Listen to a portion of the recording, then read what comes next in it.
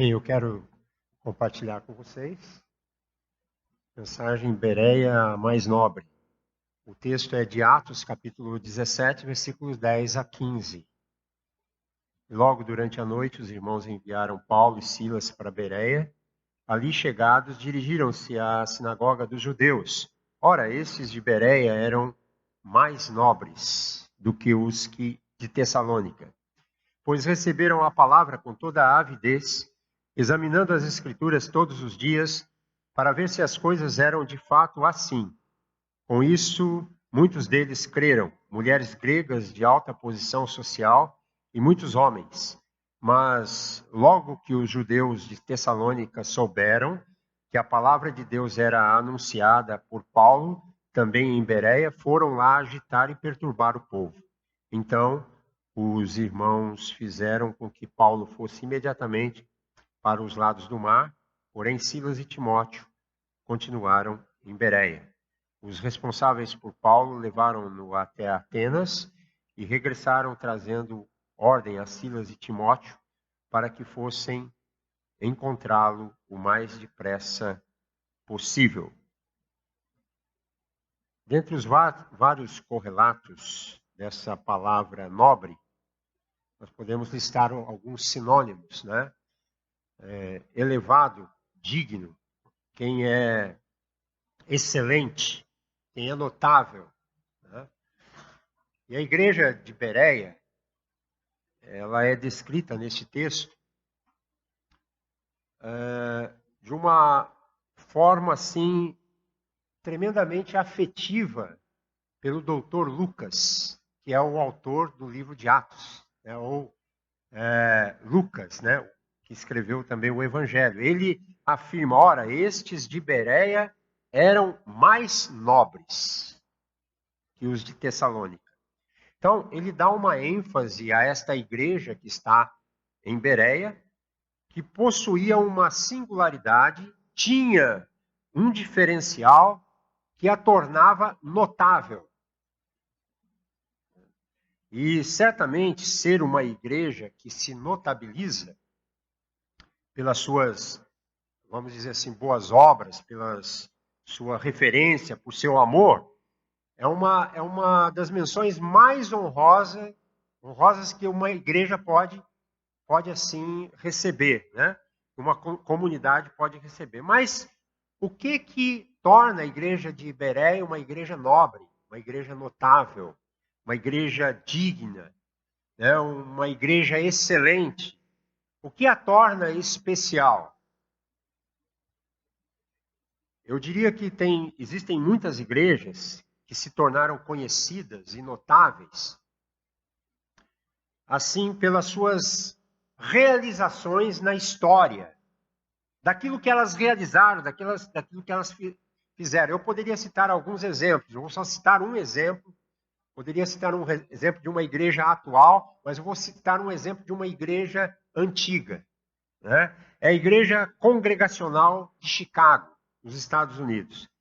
Essa igreja foi pastoreada por Dwight L. Moody. Foi um grande evangelista, avivalista, um homem que levou milhares de pessoas ao conhecimento de Cristo. Ele nasceu numa família bastante numerosa, seu pai era alcoólatra e morreu aos 41 anos de idade.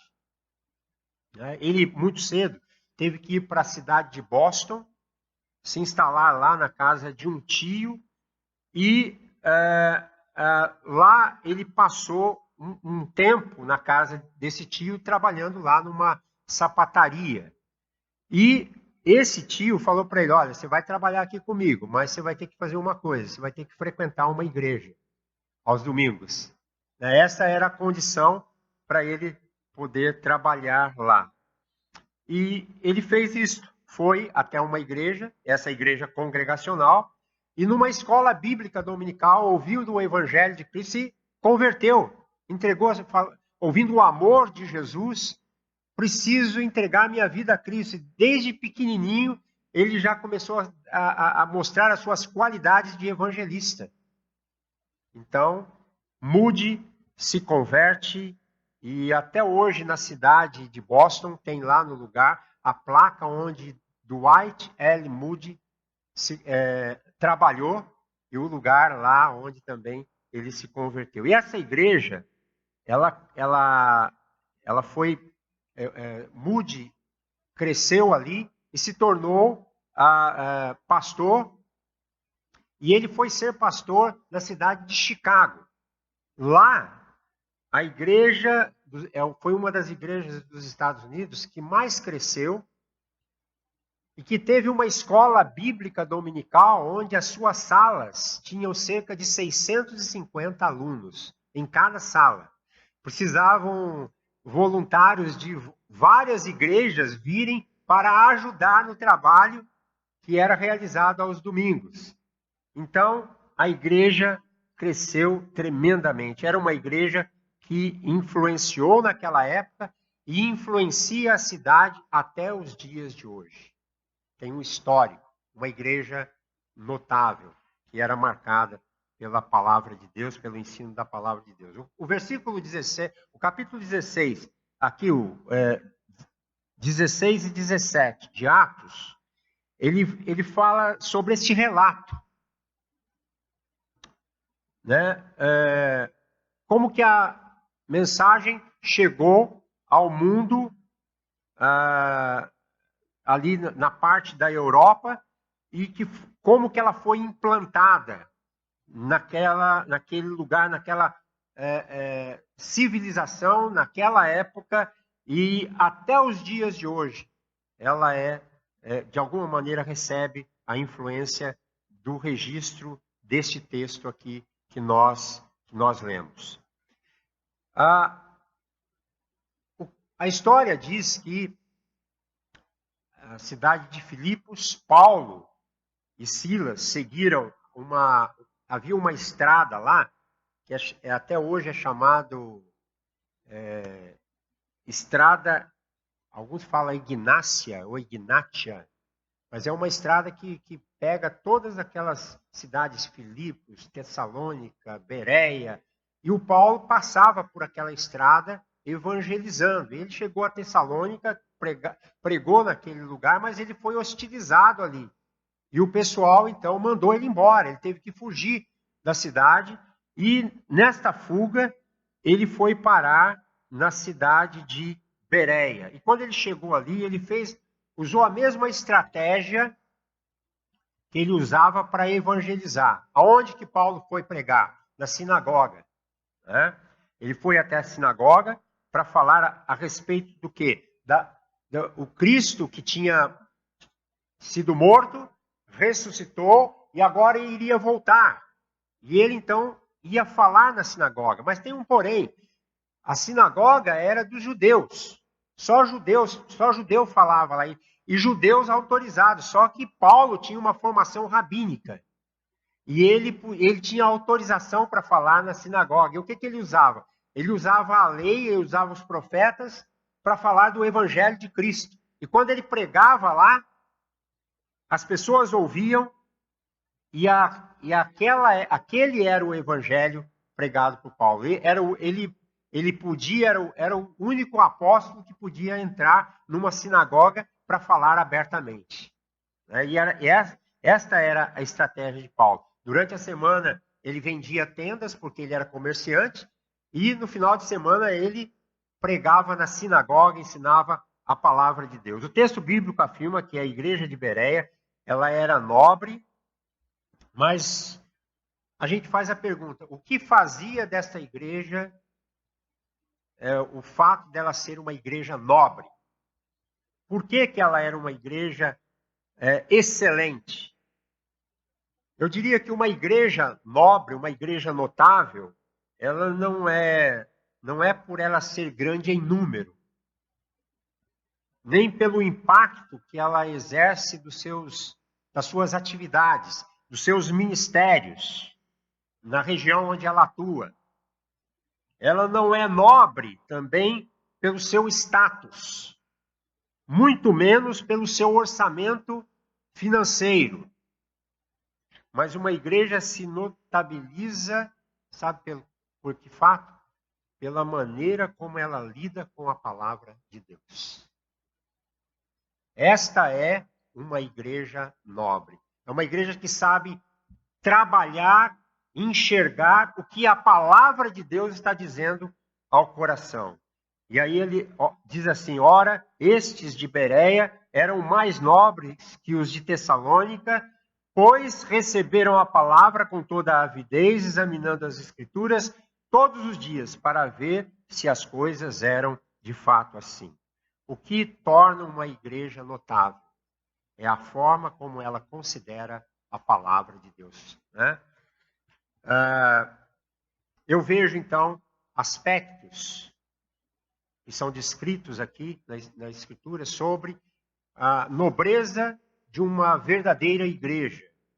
E a primeira listagem aqui é que eles receberam com avidez a palavra de Deus. Essa palavra avidez é muito importante. Ela evoca a imagem daquelas pessoas que a gente assiste num filme, que está no deserto, que está morrendo de sede e de fome, e quando elas são contempladas com alimento e água, elas recebem aquilo com avidez, aquilo vai suprir as necessidades delas. Assim também é aquele que tem sede e fome da palavra de Deus.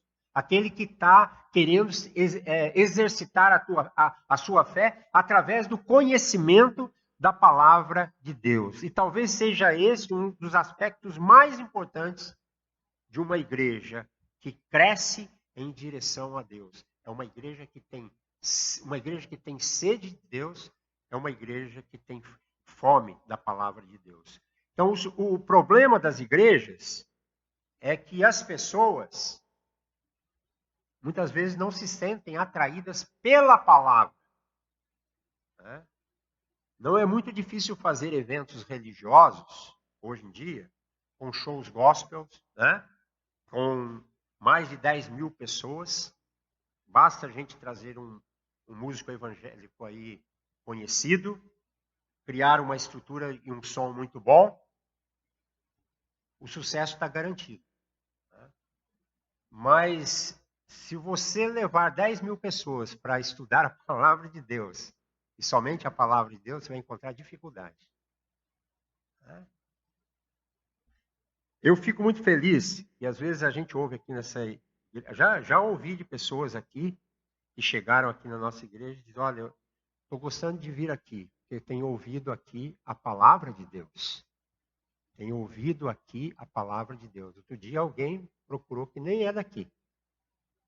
Mas eu estou, assim, que sempre quando eu posso, eu estou vindo aqui à igreja. Eu gosto de ouvir a palavra de Deus que é pregada aqui. Isso é bom, né? Isso já é um sinal de nobreza. É quando damos atenção à palavra de Deus. Você tem sede da palavra? Você deseja conhecer a palavra de Deus? Saber a vontade de Deus? Para saber a vontade de Deus, você precisa ouvir a voz de Deus através da sua palavra. As pessoas lá de Bereia demonstravam anseio por saber as verdades de Deus. Mas o segundo aspecto é que eles receberam a palavra com toda avidez, mas também examinaram a palavra. Não basta você ficar ouvindo aí tudo que você ouve na televisão, tudo que você ouve nas rádios, tudo que você ouve por aí, largado assim, você simplesmente aceita. Não, disseram, mas a gente não examina. Espera aí, disseram, mas deixa eu ver o que vem antes, o que vem depois, o que está acontecendo. Será que é realmente assim? E a gente aceita e de repente está indo para uma doutrina estranha, porque não conhecemos a palavra de Deus. Eles não apenas tinham avidez, mas eles eram criteriosos no estudo da palavra. A palavra grega para examinar é anakrinos. Essa palavra ela tem um conceito judicial, né? Ela é usada mais 2 vezes no livro de Atos, no contexto de tribunais, onde estava acontecendo um tribunal, um julgamento. Isso quer dizer, eles essa palavra quer dizer examinar ali é examinar os processos a fundo, procurar saber o que está acontecendo ali para chegar ao mais perto da verdade. E aí dar um veredito.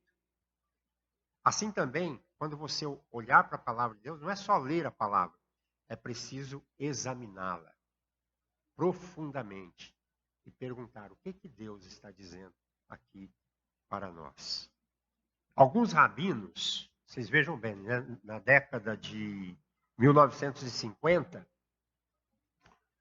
eles chegaram até a falar sobre a possibilidade de 2 Messias. Né? Um seria o Messias, filho de Davi. Esse Messias era glorioso, rei triunfante. E eles citavam alguns textos do Antigo Testamento que confirmavam esta tese deles. E o outro seria o Messias, filho de José, que seria o Messias sofredor. Então, eles já colocavam 2 doutrinas, e se você não tiver conhecimento da verdade, você sabe que só existe um Cristo. É o mestre sofredor, sim, que morreu por você e por mim, deu a vida e veio como o rei, Senhor dos senhores, mas voltará para buscar a todos aqueles que nele creem. A cidade de Bereia tinha este grupo de judeus que estavam ouvindo a palavra de Paulo lá na sinagoga, e agora, então, quando eles ouvem a palavra, provavelmente o Paulo estava falando ali no Salmo 22:1, que é a mesma palavra que Jesus citou na cruz, né? Pai, Deus meu, por que me desamparastes? Né? Ou até o texto conhecido de Isaías 53, que traz a descrição pormenorizada ali do sofrimento do Messias, né? O resultado. Com isso, o que aconteceu? O pessoal acreditou na palavra e começaram a examiná-la. E aconteceu mais uma coisa naquele episódio. Mulheres. As mulheres se converteram ali com a pregação de Paulo na sinagoga. O Lucas descreve que existia um grupo de mulheres de liderança naquela cidade grega. Elas eram instruídas na filosofia grega, mas elas descobriram que os filósofos eram vazios, que não ofereciam nada para suas almas. Eles falavam para a mente, mas não conseguiam atingir o coração. E aí eles foram para o monoteísmo judaico, aprender a religião. Elas também essas mulheres se envolveram com o conhecimento ali, mas elas viram que tinham tantas regras, tantas cobranças, e aquilo se tornou um peso, não podia transformar a vida delas. Mas quando elas ouvem a palavra de Paulo, o Evangelho de Cristo Jesus, elas convidaram Jesus para entrarem nos seus corações. Foram transformadas. Essas mulheres receberam a boa nova e deram sentido à sua vida. Você já deu sentido à sua vida recebendo Cristo como Senhor, Salvador da sua vida? A comunidade de Bereia, ela é o contrário de Tessalônica. Ela recebeu com avidez a palavra do Senhor. Felizmente, os bereanos, eles fizeram assim o que era preciso ser feito. Né? Eles examinaram as afirmações de Paulo para saber se elas possuíam fundamento bíblico, examinaram com senso crítico, e os bereanos estavam abertos, mas sem ingenuidade. Né? Queriam conferir tudo. O que as escrituras... Não era nem o que Paulo estava muito dizendo, mas o que ele estava dizendo das escrituras sagradas. E ver se a coisa era realmente assim. Assim todos vocês têm que fazer. Conferir na Bíblia se as coisas que você ouve estão batendo com o que a palavra de Deus está dizendo. Aquela comunidade não vai atrás de qualquer novidade. Ela não se deixa levar por modismos religiosos. Ela não se deixa levar por eloquentes animadores de auditório. Mas eles examinavam as escrituras para ver se as coisas eram realmente assim. E último, eles examinavam as escrituras todos os dias para ver se as coisas de fato eram assim. Então, o aspecto importante aqui é que eles traziam a Bíblia para a rotina da sua vida. Todo dia, todos os dias. Eu pergunto para você, você tem o costume de ler a palavra de Deus todos os dias? Tem essa prática? Tem um momento da tua vida devocional? Tem essa prática? Todos os dias. Você tem tempo para tudo, né?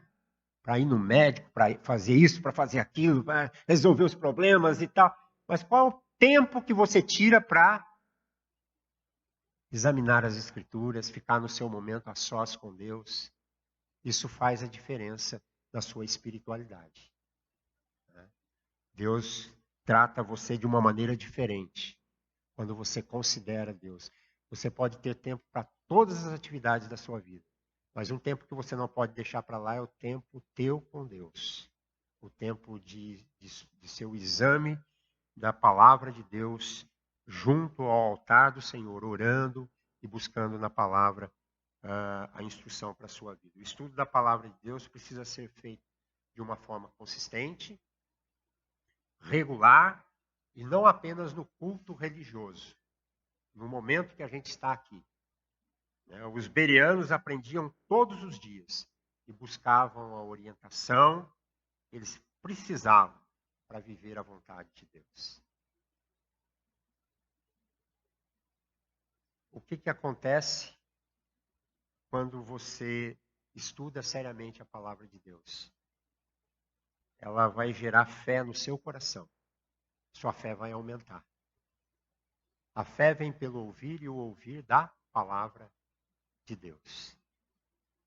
A palavra, aqui nós aprendemos que a palavra transcende níveis sociais. O texto afirma que muitos creram e alguns destes nomes aí eram mulheres de alta posição social. Olha só. O evangelho ignora convenções humanas e contas bancárias. Ele vai além. A palavra de Deus também transcende as culturas. É bom considerar que Paulo, ele está pregando numa sinagoga para um público majoritariamente judaico, baseando a sua pregação nos escritos do Antigo Testamento. Mas entre os muitos que se converteram estavam estas mulheres gregas, certamente atraídas pelas verdades dos céus, pela presença de Cristo. Elas questionaram as filosofias que tinham aprendido e que traziam vazio, uma mentalidade secularizada. E elas chegaram à conclusão também, a gente olhando assim, que o ateísmo é cansativo. Ele não pode gerar esperança no coração. Mas o evangelho de Cristo não, pregado por Paulo aqui não. Ele restaura a alma, ele transforma corações, ele dá vida. Mas a palavra de Deus transcende a gêneros. Lucas faz a questão de frisar mulheres gregas de alta posição e não poucos homens. O evangelho ignora se alguém é macho ou fêmea. O evangelho ignora. Ele vem salvar todo o que crê. Homens e mulheres que se rendem à palavra de Deus.